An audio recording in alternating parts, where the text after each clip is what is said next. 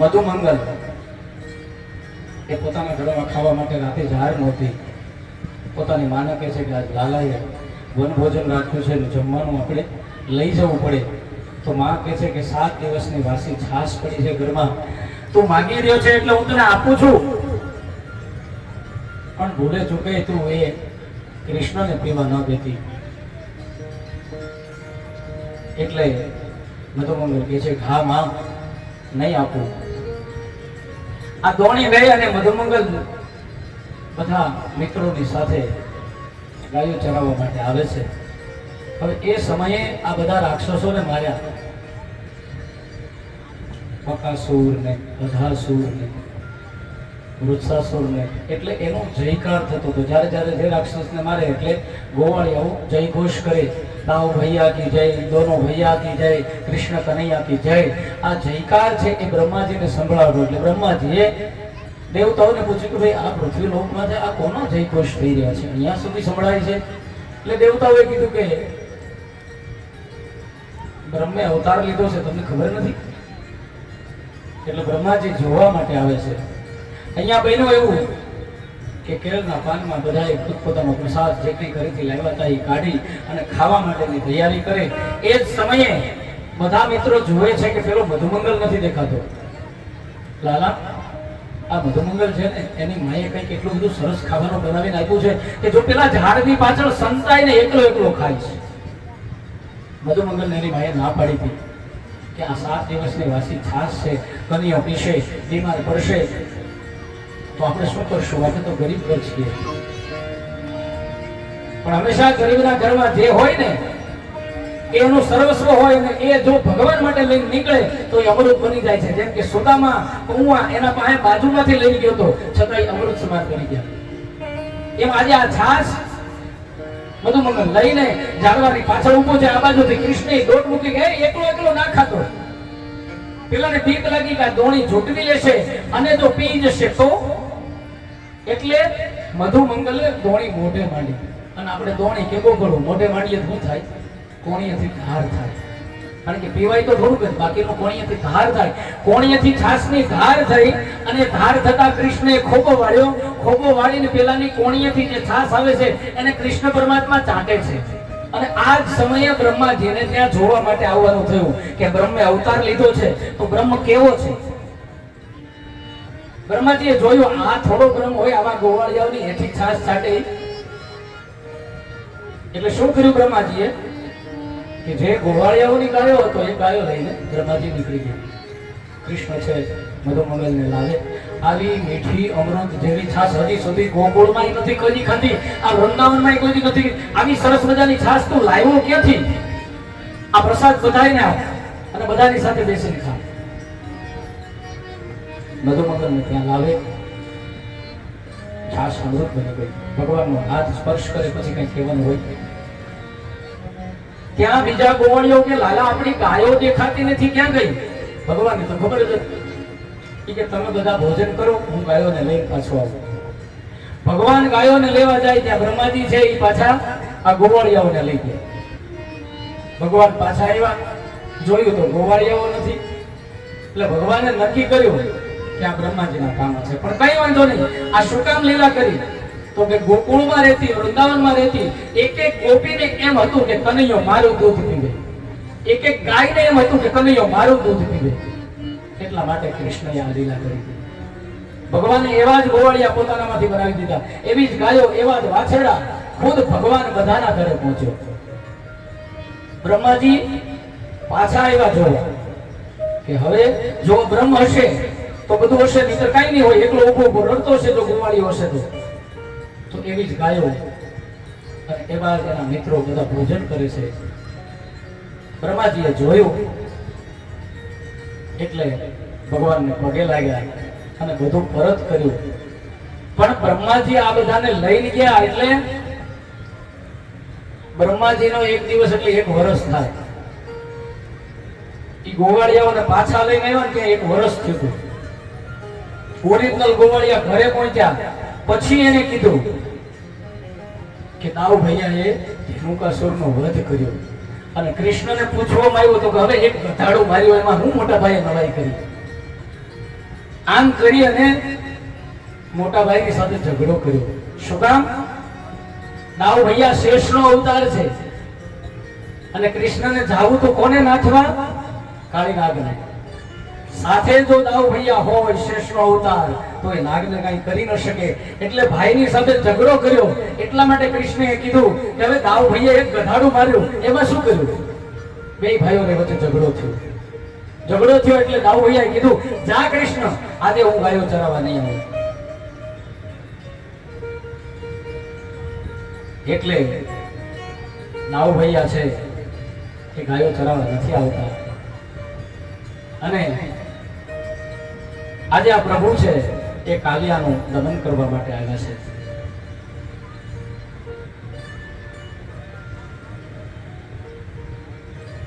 બાળકો સાથે યમુનાજીના કિનારે ગેડી દડે રમવા લાગ્યા. શરત થઈ કે દડો જેનાથી પાણીમાં જાય કાળિયા ધરામાં એ લેવા માટે એને જવાનું. ભગવાનને તો લીલા કરવી હતી એટલે પોતે જ આવ્યા. જોરથી દડાને ગેડી મારી દડો કાળિયા ધરામાં ગયો. કછોટો મારીને ભગવાન પડ્યા અંદર. ગોવાળિયાઓ ના પાડે છે છતાં પણ ભગવાન તો પાણીની અંદર ગયા અને પાણીની અંદર ભગવાન પડ્યા એટલે વમળું થયા અને અવાજ આવ્યો. કાલી એકદમ વળખાઈને ઉઠ્યો છે, ક્રોધથી ધુઆકુઆ છે. મારા સામ્રાજ્યમાં પગ મૂકવાની ઘણી હિંમત. આ જળ પીવે તો મરે.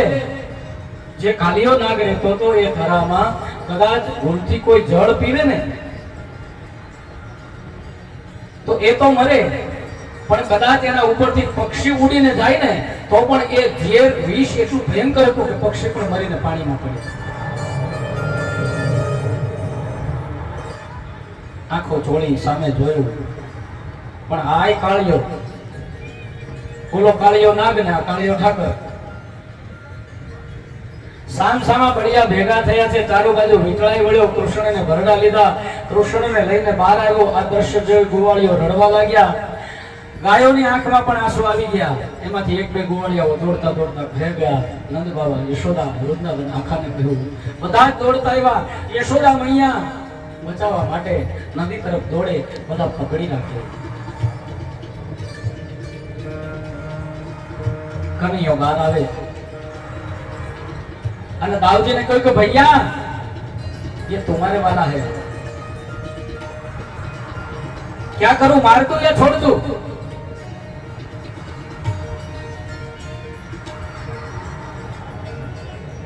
दाऊजी कहते थोड़ी शिक्षा કરીને છોડી દે, થોડી સી સજા દે. હવે નાથે લીલા શરૂ કરી. અત્યાર સુધી ભગવાન બંધાયેલા રહ્યા હતા. હવે પોતાનું પરાક્રમ શરૂ કર્યું. આ મહાન ગારુડી, ગારુડી એટલે જાદુગર. મદારી સીધો ખેલ નો કરી શરૂ. થોડી વાર ડમરું વગાડે, થોડી વાર મોરલી વગાડે. હવેના છોકરાને ઈ જોવા નથી મળતા. કાશીમાનો ડાબલો, ઓલામાનો ડાબલો, નામ ડાબલો, નાવા કંઈક ડાબલા લઈને બેઠા હોય અને ચોકમાં છાલ્યો છાલ્યો લોટ લઈ આવીને મદારીને આપવાનો. ખરેખર એક બાજુ આપણે સુખ તરફ આગળ વધ્યા છીએ, પણ સાચી જે મજા હતી ને એ બધું ભૂલાઈ જાય છે, એ બધું જતું રહે છે, લુપ્ત થઈ જાય છે. એ જીવનમાં મજા હતી. અત્યારે ભૌતિક સુખો પુષ્કળ છે આપણી પાસે, પણ ઓરિજિનલ જે જિંદગી જીવતા હતા એ આપણી પાસે નથી. પ્રભુ છે નાગપાશમાંથી મુક્ત થયા. પોતાનું શરીર વધાર્યું. શરીર વધાર્યું એટલે નાગના નેત્રો છે ઢીલા પડ્યા, ગાત્રો ઢીલા પડ્યા, તૂટવા મળ્યા. સહન ન કરી શક્યો, બંધન છૂટ્યું.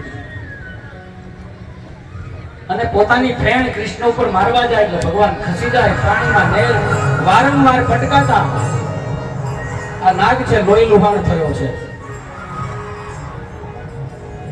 કાલિયાના ગાત્રો શિથિલ થયા છે. પ્રભુએ કાલિયાના મસ્તક ઉપર નૃત્ય કર્યું છે. અને ભગવાન ત્યાં કાલિયાને મારવા જાય ત્યાં નાગની પત્નીઓ છે એ પ્રભુને પ્રાર્થના કરે કે હે વૃંદાવન બિહારી, અમે તમારી ક્ષમા માંગીએ છીએ, અમારા સૌભાગ્યને હણશો નહીં. તમે જે અમારા પતિને દંડ કર્યો એ ઉચિત છે. ભગવાને કાલીને માર્યો નથી, નિગ્રહ કર્યો છે, પ્રભુની શરણાગતિ સ્વીકારી છે, અને તેના માટે કોઈ કવિએ સરસ મજાનું લખ્યું છે. પાપ કરે પ્રભુજી મિલે, પાપ કરે સુખ હોય. શબ્દોની મારામારી છે. પાપ કરે પ્રભુજી મિલે અને પાપ કરે સુખ હોય. એ પાપ કરે મુક્તિ મિલે, પાપ કરો સુખ હોય. સમજાય એને સમજાય.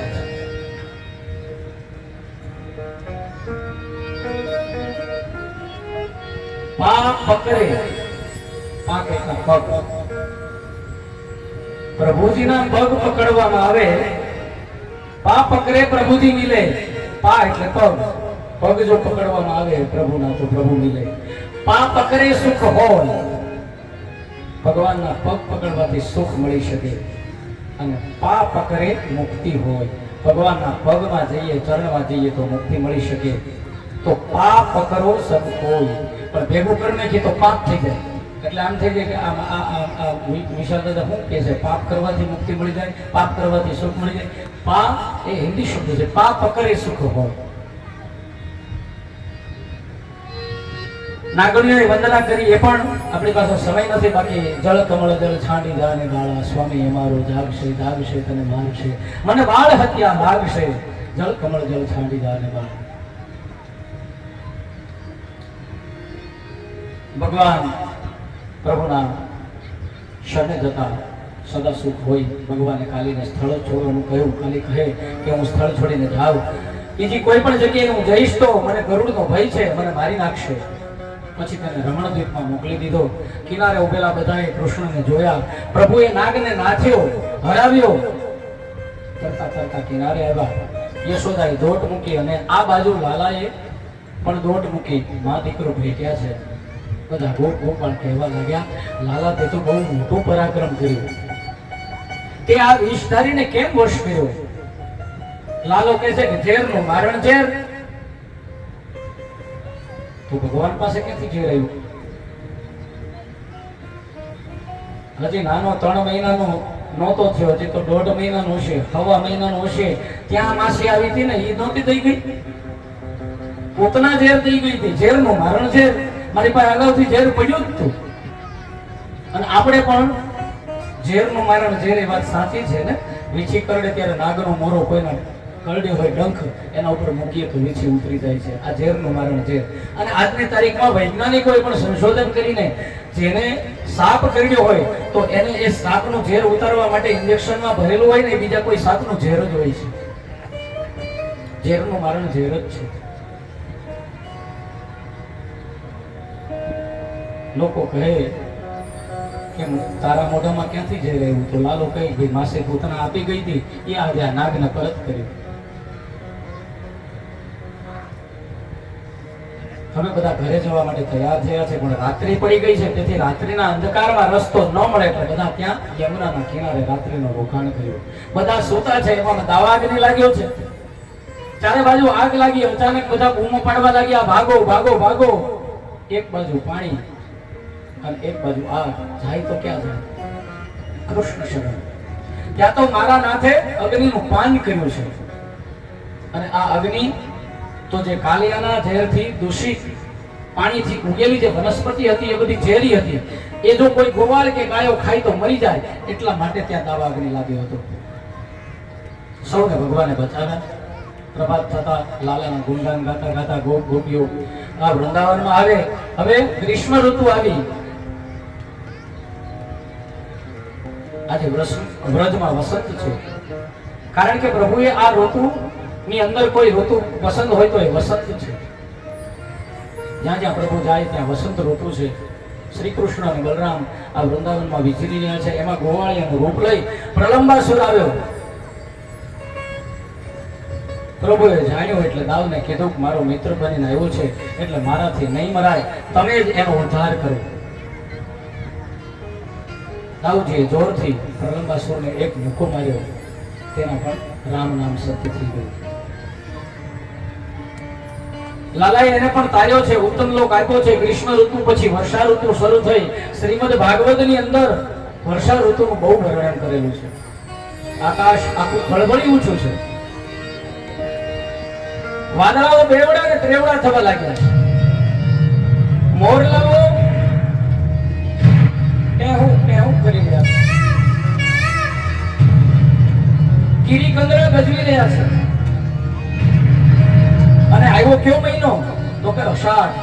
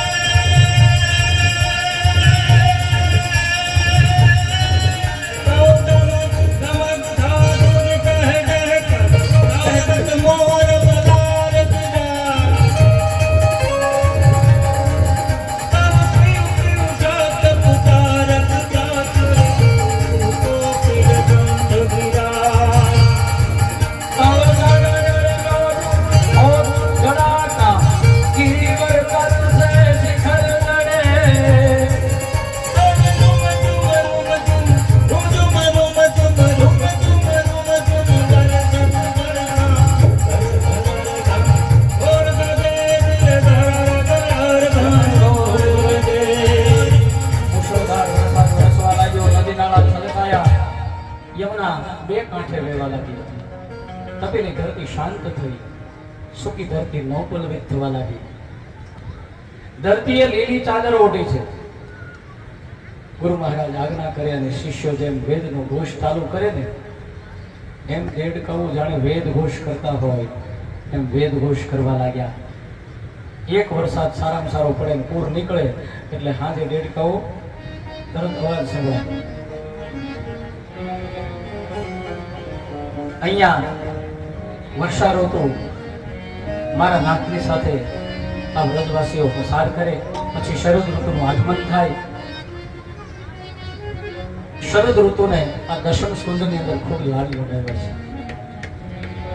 શરદ ઋતુમાં વાદળા વિનાનું આકાશ એકદમ ચોખ્ખું થાય. કાદવ કીચડ બંધ થાય. નદીઓ સ્વચ્છ જળથી વહેતી થાય અને દેડકા પણ બોલતા બંધ થાય. છઠ્ઠી શરૂ થાય એટલે દેડકા છુપાઈ જાય. નવા પાકો અનાજ ઘરમાં આવે. ફૂલે ફૂલે પતંગિયા હોય. ધુમરા ગુંજારો કરતા હોય. શીતળ મંદ સુગંધ વાયુ વાતો હોય. આ વૃંદાવનના ઝાડવાઓ નૃત્ય કરે છે.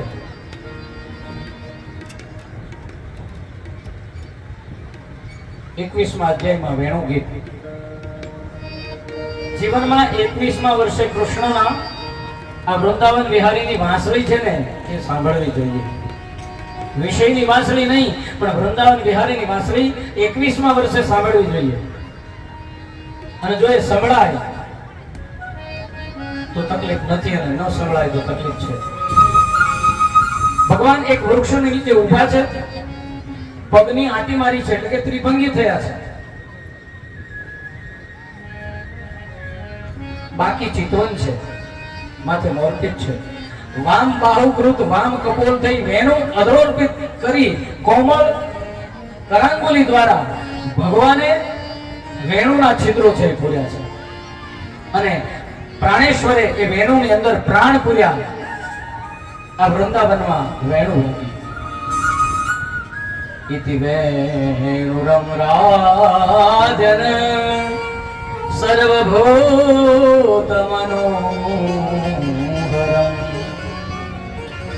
શ્રુત્વા વ્રજસ્ત્રિય સર્વા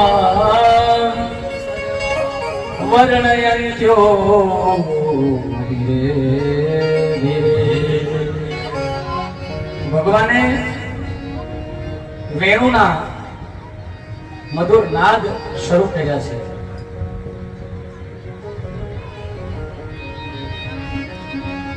કૃષ્ણ કનૈયા મેરા દિલ લે ગયા, બદલે में मीठी मीठी यादें ले गया. कृष्ण कन्हैया मेरा दिल ले गया, बदले में मीठी मीठी यादें ले गया. मेरे कन्हैया की यही है निशानी, सूरत सलोनी सखी काल मस्तानी.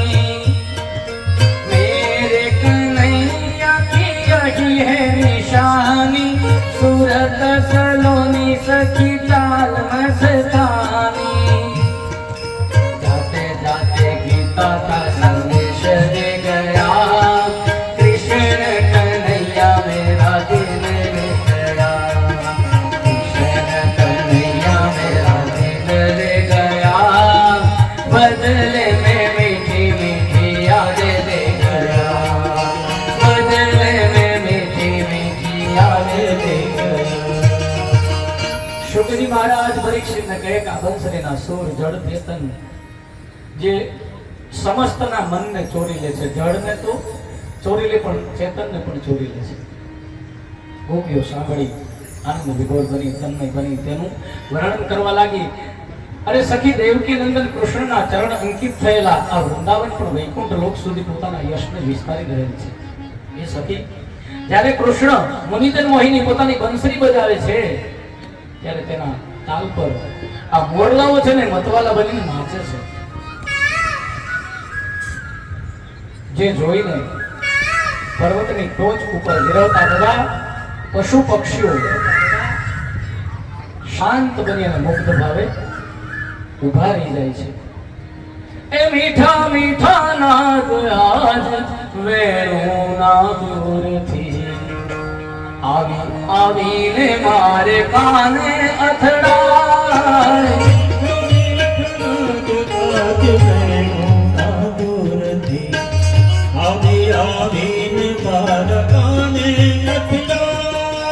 મીઠા મીઠા નાદ આજ વેણુના દૂરથી આવી આવીને મારા કાને અથડાય.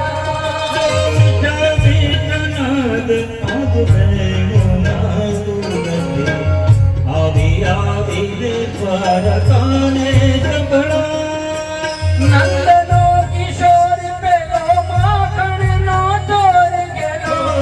નંદનો કિશોર પેલો માખણનો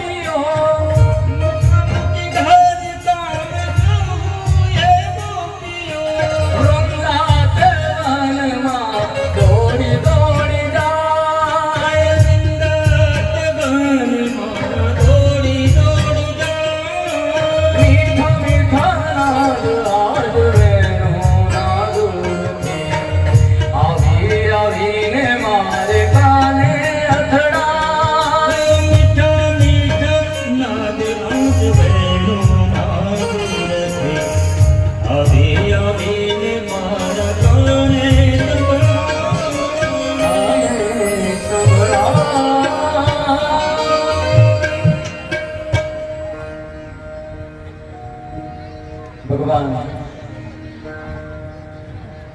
વાંસળી વગાડીને એમાં બધા ઓતપ્રોત થઈ જાય છે.